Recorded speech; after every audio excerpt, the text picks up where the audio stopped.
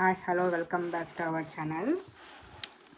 ఈరోజు మనము గణిత శాస్త్రవేత్త అయినటువంటి శ్రీనివాస రామానుజన్ గురించి తెలుసుకుందాము. ప్రీవియస్ వీడియోస్లో రిమైనింగ్ గణిత శాస్త్రవేత్తల గురించి, భారతీయ గణిత శాస్త్రవేత్తల గురించి వివరించాను. నా ఛానల్ ఇంకా సబ్స్క్రైబ్ చేసుకోకపోతే సబ్స్క్రైబ్ చేయండి, లైక్ చేయండి, షేర్ చేయండి. ప్లేలిస్ట్లో మ్యాథ్స్ మెథడాలజీ అయినటువంటి ఈ బిఎడ్ బుక్ గణిత శాస్త్ర బోధనా అభ్యాసన శాస్త్రం 1 2023 యొక్క ఎడిషన్ టాపిక్స్ అన్నీ ఉన్నాయి. ప్లేలిస్ట్లో చూడండి. నా ఛానల్ని సబ్స్క్రైబ్ చేసుకొని లైక్ చేయండి, షేర్ చేయండి. Thank you for watching. చూడండి, ఇక్కడ శ్రీనివాస రామానుజన్ గురించి చెప్పే ముందు మనకు ఇతను భారతీయ గణిత శాస్త్రవేత్త అని తెలియజేస్తుంది. ఈ భారతీయ గణిత శాస్త్రవేత్తలు ఈ బుక్కులు ఇచ్చినటువంటి అతను చివరి వ్యక్తి.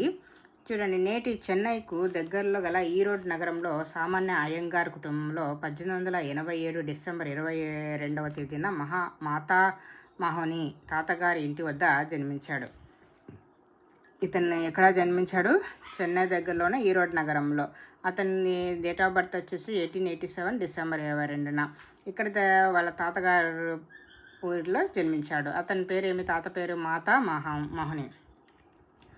జన్మించాడు శ్రీనివాస రామానుజన్. తండ్రి కుంభకోణంలో ఒక బట్టల దుకాణంలో గుమాస్తాగా పనిచేస్తున్న శ్రీనివాస అయ్యంగార్. తల్లి పేరు కోమల తమ్మాల్. తండ్రి పేరు శ్రీనివాస అయ్యంగార్, తల్లి పేరు కోమల తమ్మాల్. ఎక్కడ జన్మించాడు? కుంభకోణంలో.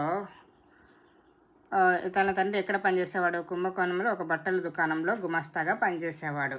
ఎక్కడ జన్మించాడంటే చెన్నైలోని ఈరోడ్ నగరంలో. ఇతను జన్మించిన తేదీ 1887 డిసెంబర్ 22న. తల్లికి గణితంపై గల ప్రీతి, ఆసక్తి, మక్కువ అతని జీవితంపై కూడా ఎక్కువ ప్రభావాన్ని కలగజేస్తాయి. మిగతా ఆర్యభట్ట, ఇలా వరాహ మిహిర ఇలా చూస్తే ఇక్కడ వాళ్ళ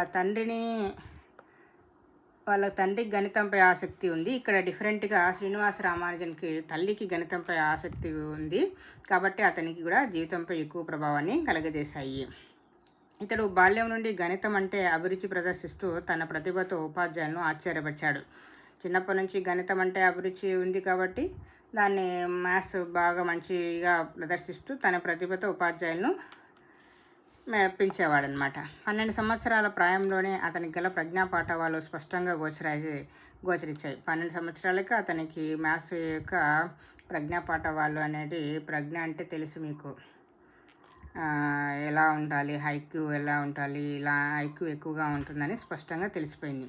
గణితంలో అనేకమైన గడ్డు ప్రశ్నల గురించి తన ఉపాధ్యాయులను అడిగేవాడు. గడ్డు ప్రశ్నలు అంటే డిఫికల్ట్ క్వశ్చన్స్ని అతను వాళ్ళ టీచర్లని అడిగేవాడు.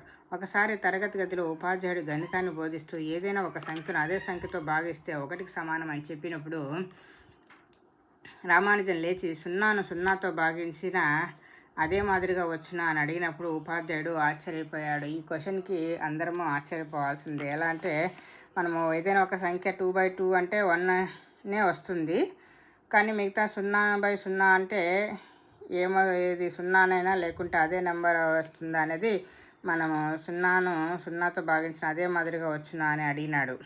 ఆశ్చర్యపోయాడు. పాఠశాల ప్రధానోపాధ్యాయుడు కూడా తరగతి గదులకు టైం టేబుల్ వేసే పనికి అతనికి అప్పచెప్పేవాడు. అతను మంచి ప్రతిభావంతులు కాబట్టి ఇంకా టైం టేబుల్ ఎలా వేసేది కూడా అతని యొక్క పాఠశాల యొక్క హెచ్ఎం టైం టేబుల్ వేసే విధానాన్ని కూడా శ్రీనివాస రామానుజన్కి అప్పచెప్పేవాడు. 13 సంవత్సరాల ప్రాయంలోనే వృత్తములకు ఎక్స్పోటెన్షియల్ ఫంక్షన్లకు గల సంబంధాన్ని గురించి కృషి చేశాడు. ఇలా కూడా అడుగుతారు, ఎవరు వృత్తములకు ఎక్స్పోటెన్షియల్ ఫంక్షన్లకు గల సంబంధాన్ని గురించి కృషి చేసిన వారు ఎవరు అంటే 13వ సంవత్సరాల వయసులోనే శ్రీనివాస రామానుజన్ అని చెప్పవచ్చు. 10వ తరగతి చదివే రోజుల్లో బీజగణితం, త్రికోణమితి, కలనగణితం, వైశ్లేషిక రేఖాగణితం మొదలైనవి అధ్యయనం చేసేవాడు. ప్రాథమిక విద్యకు సంబంధించిన పరీక్షల్లో జిల్లాలో ప్రథముడిగా నిలిచి ఉపకార వేతనం పొందాడు. 1903లో సీనియర్ స్కూల్లో మొదటి తరగతిలో ఉత్తీర్ణుడయ్యాడు. తర్వాత కుంభకోణంలోని ప్రభుత్వ కళాశాలలో ఉన్నత విద్యను అభ్యసించాడు. గణితం మీద ఎక్కువ ఆసక్తితో మిగిలిన సబ్జెక్టులను అలక్ష్యం చేయడం వల్ల మొదటి సంవత్సరం పరీక్షల్లో ఉత్తీర్ణుడు కాలేకపోయాడు. కానీ గణితం పట్ల అతనికి ఉన్న పరిశోధనా శక్తి అమోఘము. మధ్యతరగతి కుటుంబానికి చెందిన అతని కుటుంబ సభ్యులు మాత్రం అతని మేధాశక్తిని గుర్తించలేకపోయారు. ఇక్కడ ఏం జరుగుతుందంటే 10వ తరగతి చదివే రోజున బీజగణితం, త్రికోణమితి, కలనగణితం, వైశ్లేషిక రేఖాగణితం మొదలైనవన్నీ అధ్యయనం చేసేసాడు. ప్రాథమిక విద్యకు సంబంధించిన పరీక్షల్లో జిల్లాలో ప్రథముడిగా నిలిచి ఉపకార వేతనం పొందాడు. అంటే ఉపకార వేతనం అంటే శాలరీ కూడా పొందాడు. ప్రథముడు అంటే ఫస్ట్ క్లాస్. 1903లో సీనియర్ స్కూల్లో మొదటి తరగతిలో ఉత్తీర్ణుడయ్యాడు. 1903లో సీనియర్ స్కూల్ అంటే ఇంకా ఇంటరు అలా ఆ స్కూళ్ళలో. తర్వాత కుంభకోణంలోని ప్రభుత్వ కళాశాలలో ఉన్నత విద్యను అభ్యసించాడు. కుంభకోణం అంటే ఇతను ఇక్కడ వాళ్ళ నాన్న పనిచేసే స్థలంలో ఉన్నత విద్య అభ్యసించాడు. గణితం మీద ఎక్కువ ఆసక్తితో మిగిలిన సబ్జెక్టులను అలక్ష్యం చేయడం వల్ల మొదటి సంవత్సరం పరీక్షల్లో ఉత్తీర్ణుడు కాలేకపోయాడు. ఇతనికి మ్యాథ్స్ పట్ల ఇష్టం ఉంది కాబట్టి మిగతా సబ్జెక్టులని నెగ్లెక్ట్ చేయడం, అలక్ష్యం అంటే నెగ్లెక్ట్ చేయడం వల్ల మొదటి సంవత్సరం పరీక్షల్లో ఉత్తీర్ణుడు కాలేకపోయాడు. అంతే కదా, ఒక దాంట్లో వచ్చినంత మాత్రాన మనం పాస్ అయ్యాం కదా, అన్ని సబ్జెక్టులు పాస్ అయితేనే.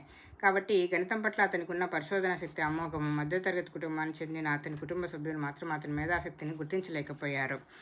అతనికి గణితం పట్ల ఇష్టం ఉంది కానీ వాళ్ళ పేరెంట్స్ తన మేధాశక్తిని గుర్తించలేకపోయినారు. 1909లో జానకి అనే 9 సంవత్సరాల బాలికతో అతనికి 22వ ఏట వివాహం చేశారు. 22వ ఏట అంటే 22 ఏజ్లోనే అతనికి వివాహమైంది. 1907లో ప్రొఫెసర్ రామస్వామి అయ్యంగార్చే ఇండియన్ మ్యాథమెటికల్ సొసైటీ అనే సంస్థ ప్రారంభించబడింది. ఈ గణిత శాస్త్రంలో తనకు గల ఆసక్తి అభిరుచి తెలియజెప్పి ఏదైనా ఉద్యోగం సంపాదించాలని రామానుజన్ అనుకున్నాడు. 1907లో ప్రొఫెసర్ రామస్వామి అయ్యర్ గార్చి ఇండియన్ మ్యాథమెటికల్ సొసైటీ అనే సంస్థ ప్రారంభించబడింది. అప్పుడు గణిత శాస్త్రంలో తనకు గల ఆసక్తి అభిరుచి తెలియజెప్పి ఏదైనా ఉద్యోగం సాధించాలని రామానుజన్ అనుకున్నాడు. రామానుజన్ తెలివితేటలు చిన్న ఉద్యోగం చేయడం వల్ల వృధా కారాదని రామస్వామి అయ్యర్ భావించి ప్రెసిడెన్సీ కళాశాలలో గల ప్రొఫెసర్ పివి శేషు అయ్యంగారికి ఒక ఉత్తరం రాసి ఇచ్చాడు. దాని ఫలితంగా రామానుజన్కు ప్రెసిడెన్సీలో గల అకౌంటెంట్ జనరల్ ఆఫీసులో లీవ్ వేకెన్సీలో ఒక తాత్కాలిక ఉద్యోగం దొరికింది.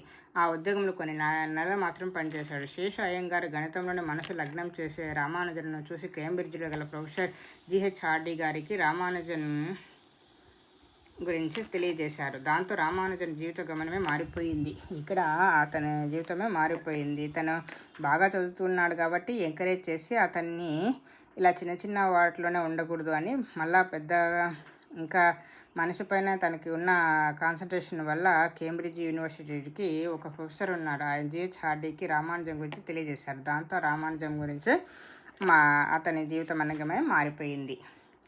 Thank you for watching. Please subscribe my channel.